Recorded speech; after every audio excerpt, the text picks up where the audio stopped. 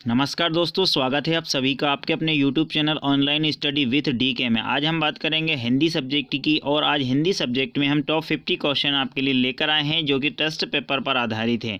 Test paper में जो आज के टॉपिक है वर्ण, संज्ञा, सर्वनाम, क्रिया, विशेषण, लिंग, कारक, वचन, संधि, समास, रस, छंद, अलंकार, सभी टॉपिकों पर हमने आज टेस्ट तैयार किया है।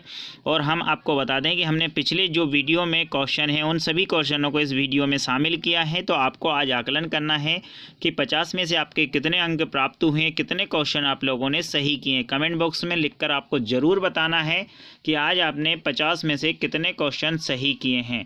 साथ ही में यदि आप लोगों को हमारा वीडियो पसंद आता है तो वीडियो को लाइक एवं शेयर करना ना भूलें और कमेंट बॉक्स में लिखकर ज़रूर बताइए कि आज का वीडियो आपको कैसा लगा। साथ ही में आप लोगों ने यदि अभी तक हमारा चैनल सब्सक्राइब नहीं किया है तो चैनल को ज़रूर सब्सक्राइब कीजिए। चलिए फटाफट बढ़ते हैं क्वेश्चनों की ओर। आज का जो पहला क्वेश्चन है वो है इंगा का उच्चारण स्थान क्या है, दंत, कंठ, तालु या मूर्धा। तो आपको बता दें इंगा का जो उच्चारण स्थान है वो है आपका कंठ, यानी कि बी वाला ऑप्शन जो है वो यहाँ पे अपना सही होगा।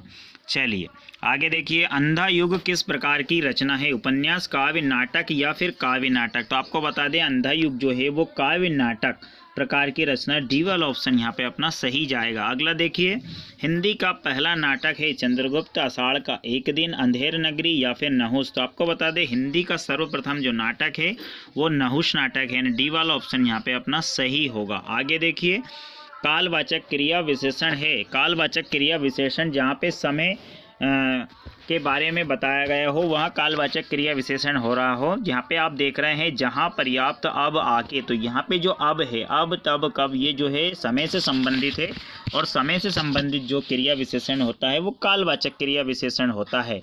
तो यहाँ पे सी वाला ऑप्शन यहाँ पे जो होगा वो अपना यहाँ पे सही होगा। आगे देखिए, लोकनायक किसको कहा जाता है, लोकनायक जो है सूरदास जी को कहा जाता है, अज्ञे को कहा जाता है, तुलसीदास जी को कहा जाता है या कबीरदास जी को कहा जाता है। तो लोकनायक जो है यहाँ पे कबीरदास जी को कहा जाता है, यानी कि सी वाला ऑप्शन यहाँ पे अपना सही निकलेगा। आगे देखिए, भारत में सर्वाधिक बोली जाने वाली भाषा कौन सी है, अवधी, बिहारी, हिंदी या फिर संस्कृत। तो आपको बता दें सर्वाधिक भारत में बोली जाने वाली जो भाषा है वो है हिंदी, तो सी वाला ऑप्शन यहाँ पे अपना सही रहेगा।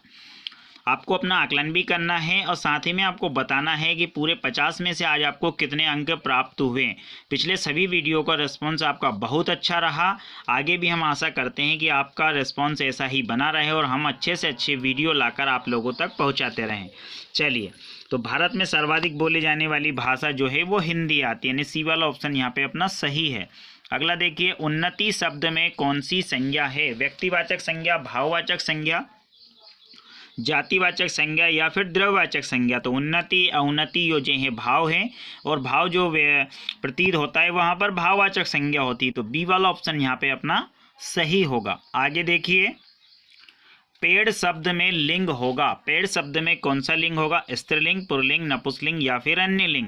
तो आपको बता दें पेड़ जो शब्द हैं उसमें जो लिंग होता है वो है अपना पुल्लिंग, यहाँ पे काल्पनिक लिंग के आधार पर यहाँ पे पुल्लिंग के अंतर्गत ये आएगा, तो बी वाला ऑप्शन यहाँ पे अपना सही रहेगा। अगला क्वेश्चन देखिए, परम प्लस ईश्वर से मिलकर जो बना है परमेश्वर मिला है, यदि इसका संधि विच्छेद करते हैं तो परम प्लस ईश्वर होता है।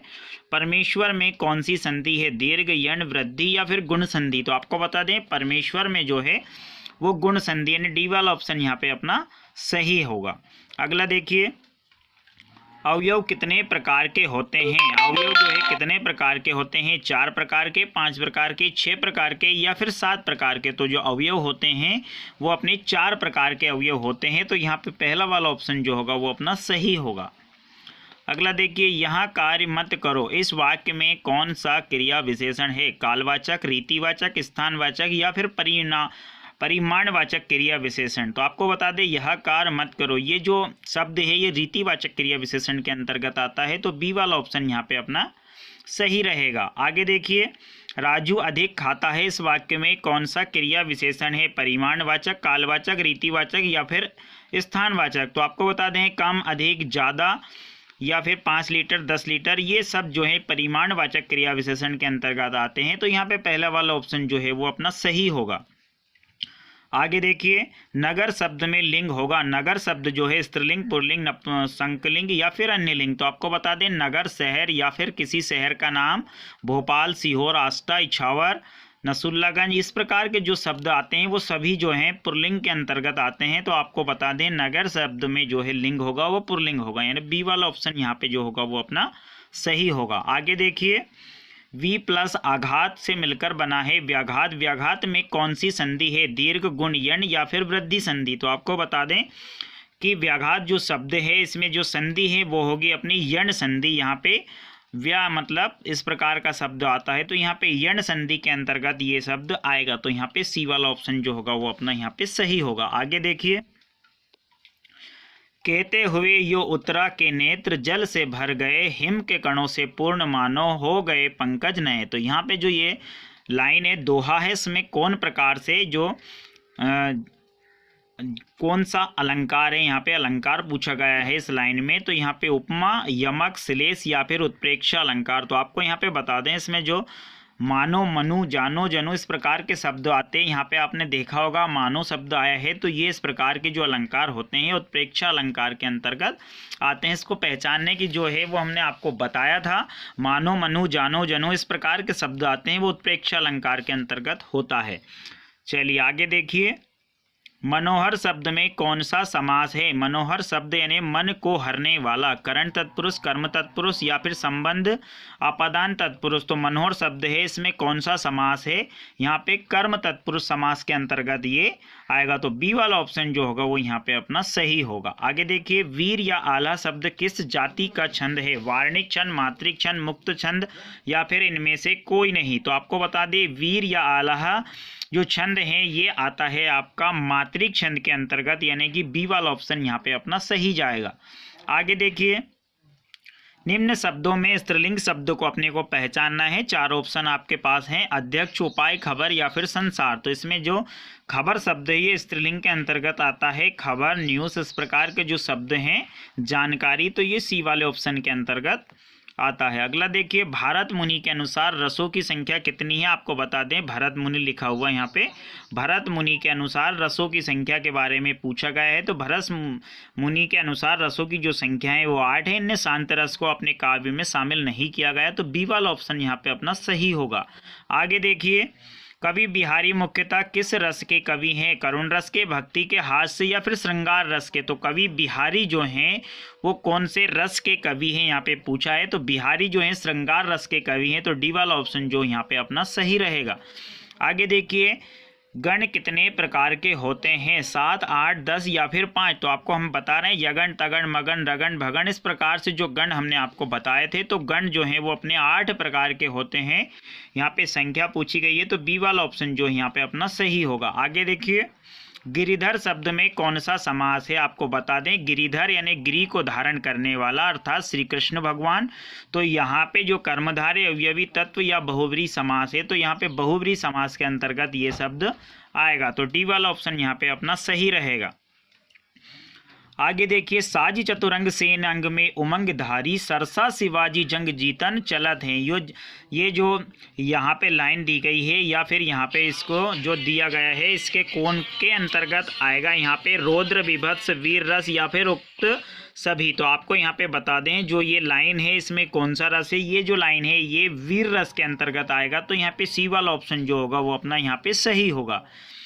आगे देखिए, निम्न व्यंजनों में कौन सा व्यंजन ऊष्म व्यंजन के अंतर्गत आता है, या, ला, का या फिर सा। तो आपको बता दें, ऊष्म व्यंजन के अंतर्गत जो है वो सा आएगा। यहाँ पे ऊष्म व्यंजन के अंतर्गत यहाँ पे पूछा है, तो ऊष्म व्यंजन के अंतर्गत सा वाला ऑप्शन यहाँ पे डी वाला ऑप्शन अपना सही होगा। सा सा सा, तो यहाँ पे डी वाला ऑप्शन जो होगा वो अपना सही होगा। आगे देखिए, 3 बेर खाती थी वे 3 बेर खाती है। इस लाइन में 3 बेर खाती थी वो 3 बेर खाती है, इस लाइन में कौन सा शब्द होगा, अनुप्रास, श्लेष, यमक या फिर अनियोक्ति अलंकार। तो आपको बता दें, इस लाइन में यमक अलंकार होगा। सी वाला ऑप्शन यहाँ पे अपना सही होगा। दोनों बार 3 आया है, तो तीनों में दोनों बार जो 3 शब्द है इसका यहाँ पे अलग अलग अर्थ है। शब्द एक ही है लेकिन अर्थ अलग अलग। तो यहाँ पे जो है यमक अलंकार यानी कि सी वाला ऑप्शन जो होगा वो अपना सही होगा। आगे देखिए, टा वर्ण का उच्चारण स्थान क्या है, कंठ, मूर्धा, दंत या फिर ओष्ठ। तो आपको बता दें कि टा वर्ग जो है, टा ठा डा ढा, ये जो है टा वर्ग ये मूर्धा के अंतर्गत आता है। तो बी वाला ऑप्शन यहाँ पे अपना सही होगा। आगे देखिए, गुरु शब्द में संज्ञा के किस रूप का प्रयोग हुआ है, जातिवाचक, भाववाचक, व्यक्तिवाचक या फिर द्रव्यवाचक। तो आपको बता दें, ना तो ये द्रव्यवाचक है और ना ही ये भाव व्यक्तिवाचक है, ना ही जातिवाचक संज्ञा। तो आपको बता दें, गुरु शब्द जो है ये, सॉरी माफ करना, जातिवाचक संज्ञा के अंतर्गत ये शब्द आएगा। गुरु शब्द जिसमें संपूर्ण जाति का, यहाँ पे गुरु शब्द जो है वो संपूर्ण जाति का बोध करा रहा है। ए वाला ऑप्शन यहाँ पे अपना सही होगा। आगे देखिए, लिंगवा फोन किस प्रकार की सहायक सामग्री है, दृश्य है, श्रव्य है, दृश्य या श्रव्य दोनों है या फिर सभी। तो आपको बता दें, लिंगवा फोन जो है ये श्रव्य सामग्री के अंतर्गत आता है। तो यहाँ पे बी वाला ऑप्शन अपना सही जाएगा। आगे देखिए, यह मुख है या चंद्र है, यहाँ पे संदेह हो रहा है, वक्ता को यहाँ पे संदेह हो रहा है, मुख है कि यहाँ पे चंद्र है। तो यहाँ पे संदेह अलंकार, विभावना, उत्प्रेक्षा या फिर उपमा अलंकार। तो आपको बता दें, ये जो है संदेह अलंकार के अंतर्गत ये लाइन आएगी। ए वाला ऑप्शन यहाँ पे अपना सही होगा। आगे देखिए, लिखना कहलाता है ध्वनियों को लिपिबद्ध करना, सुंदर अक्षरों में लिखना, साहित्य की रचना करना या फिर इनमें से कोई नहीं। तो लिखना जो शब्द है ये ध्वनियों को लिपिबद्ध करने के अंतर्गत आता है। ए वाला ऑप्शन यहाँ पे अपना सही होगा। आगे देखिए, मखमल के झूले पड़े हाथी सा टीला, इस जो वाक्य है इसमें कौन सा अलंकार है, रूपक, उपमा, यमक या फिर उत्प्रेक्षा अलंकार। तो आपको यहाँ पे बता दें, मखमल के झूले पड़े हाथी सा टीला, तो यहाँ पे क्या हो रहा है, उपमा हो रही है। तो यहाँ पे जो है उपमा अलंकार के अंतर्गत ये शब्द आएगा, यानी कि बी वाला ऑप्शन अपना जो होगा वो सही होगा। आगे देखिए, अच्छे पाठ्य पुस्तकों का गुण नहीं है क्रमबद्धता, सार्थकता, सोद्देश्यता या फिर अनुपयुक्तता। तो आपको बता दें, अच्छे पाठ्य पुस्तक का जो गुण नहीं पूछा है यहाँ पे, तो अनुपयुक्तता जो है अच्छे पाठ्य पुस्तक का गुण नहीं है। तो यहाँ पे डी वाला ऑप्शन जो होगा वो अपना यहाँ पे सही जाएगा। आगे देखिए, अमरूद शब्द में कौन सी संज्ञा है, यहाँ पे आपसे पूछा है, 4 शब्द दिए गए हैं। अमरूद शब्द हैं, इसमें कौन सी संज्ञा है, व्यक्तिवाचक, जातिवाचक, समूहवाचक या फिर भाववाचक संज्ञा। तो आपको बता दें, अमरूद जो है एक फल का नाम है और जितने भी फल हैं ये सभी व्यक्तिवाचक संज्ञा के अंतर्गत आते हैं। तो ए वाला ऑप्शन जो है यहाँ पे अपना सही होगा। आगे देखिए, राकेश मंदिर की तरफ, यहाँ पे अपने को ध्यान देना है, मंदिर की तरफ गया है, इस वाक्य में कौन सा क्रिया विशेषण है। यहाँ पे क्रिया विशेषण पूछा है, तो यहाँ पे किसी की तरफ जाना मतलब स्थान प्रतीत हो रहा है। तो ये कालवाचक, स्थानवाचक, रीतिवाचक या फिर परिमाणवाचक। तो आपको बता दें कि यहाँ पे जो ये है ये परिमाणवाचक क्रिया विशेषण के अंतर्गत ये शब्द आएगा। तो बी वाला ऑप्शन यहाँ पे अपना सही होगा। वीडियो को देखते समय आपको चैनल को, जो वीडियो है इसको लाइक एवं शेयर जरूर करना है, और अभी तक आपने हमारा चैनल सब्सक्राइब नहीं किया है तो चैनल को जरूर सब्सक्राइब करें, और आपको वीडियो पसंद आता है तो वीडियो को लाइक एवं शेयर करना ना भूलें। साथ ही में कमेंट बॉक्स में लिखकर जरूर बताइए कि आज आपको 50 में से कितने क्वेश्चन आपके सही हुए हैं और 50 अंक में से आपको कुल कितने अंक प्राप्त हुए हैं। चलिए अगला क्वेश्चन देखिए, साहचर्य विधि में भाषा की आरंभिक शिक्षा प्रदान की जाती है खेल खेल में, वाद विवाद में, चित्रांकन में या फिर निबंध के द्वारा। तो आपको बता दें, साहचर्य विधि में जो भाषा की आरंभिक शिक्षा प्रदान की जाती है वो खेल खेल में की जाती है। तो ए वाला ऑप्शन यहाँ पे अपना सही होगा। आगे देखिए, किस परीक्षा में पक्षपात का कोई स्थान नहीं होता है, निबंधात्मक परीक्षा में, वस्तुनिष्ठता में या फिर वेदिता में। तो आपको यहाँ पे बता दें कि वस्तुनिष्ठ परीक्षा जो आजकल सभी एग्जामों में पूछी जाती है, किस प्रकार से जो जितने भी सभी एग्जाम लिए जाते हैं वस्तुनिष्ठ लिए जाते हैं। तो यहाँ पे आपको बता दें कि जो वस्तुनिष्ठता परीक्षा होती है इसमें कोई भेदभाव नहीं होता है। यदि आपने सही किया है तो 1 अंक आपका सही है, नहीं गलत किया है तो वो गलत है। तो यहाँ पे जो वस्तुनिष्ठ परीक्षा जो आप लोग वो की ली जाती है, यहाँ पे सी वाला ऑप्शन जो होगा वो अपना सही होगा। आगे देखिए, आकाश गंगा का पर्यायवाची शब्द कौन सा है, स्वर्ण गंगा, विदय गंगा, दोनों या फिर दोनों नहीं। तो आपको बता दें, आकाश गंगा को विदय गंगा या फिर स्वर्ण गंगा भी कहा जाता है। तो यहाँ पे सी वाला ऑप्शन अपना सही होगा। आगे देखिए, भाषा वह व्यापार है जिससे हम शब्दों द्वारा विचार को व्यक्त करते हैं। यह कथन किसका है? पाणिनि का, पतंजलि का, मतीराम का या फिर इनमें से कोई नहीं। भाषा वह व्यापार है जिससे हम शब्दों द्वारा विचार को व्यक्त करते हैं। तो यह जो कथन है ये महर्षि पतंजलि जी का है, यानी बी वाला ऑप्शन यहाँ पे अपना सही होगा। आगे देखिए, चरण प्लस अमृत मिलकर बना चरणामृत। चरणामृत में कौन सी संधि है? तो आपको हम बता दें कि जहाँ पे बड़ा आ की मात्रा आती है वो शब्द चरणामृत के अंतर्गत जो है ये दीर्घ संधि के अंतर्गत होता है। तो यहाँ पे संधि पूछी गई है, बड़ा आ बड़ा ओ इस प्रकार से शब्द आते हैं तो वो होता है दीर्घ संधि के अंतर्गत आते हैं। तो पहला वाला ऑप्शन यहाँ पे अपना सही होगा। आगे देखिए, मंत्रालय शब्द में कौन सा तत्पुरुष समास है? कर्म, करण, संप्रदान या फिर अपादान। तो आपको यहाँ पे बता दें मंत्रालय शब्द में जो है संप्रदान तत्पुरुष समास है। तो सी वाला ऑप्शन जो होगा वो यहाँ पे अपना सही होगा। आगे देखिए, वृद्धावस्था शब्द में कौन सा समास है? वृद्धा अवस्था, द्वंद्व समास, द्विगु समास, कर्मधारय समास या फिर बहुब्रीहि समास। तो आपको बता दें वृद्धावस्था जो है शब्द इसमें कर्मधारय समास है, यानी कि सी वाला ऑप्शन जो होगा वो यहाँ पे अपना सही होगा। आगे देखिए, स्थायी भाव के उद्बोधक कारण को कहा जाता है? विभाव, अनुभाव, संचारी भाव या फिर स्थायी भाव। तो आपको बता दें स्थायी भाव के उद्बोधक कारण को विभाव कहा जाता है, यानी कि ए वाला ऑप्शन जो है वो अपना यहाँ पे सही होगा। आगे देखिए, एक राम घनश्याम हित चातक तुलसीदास। इस लाइन में कौन सा अलंकार है? रूपक, उत्प्रेक्षा, उपमा या फिर श्लेष अलंकार। तो आपको बता दें यहाँ पर एक राम घनश्याम हित चातक तुलसीदास जो ये लाइन है इसमें रूपक अलंकार है, यानी कि ए वाला ऑप्शन जो होगा यहाँ पे अपना सही होगा।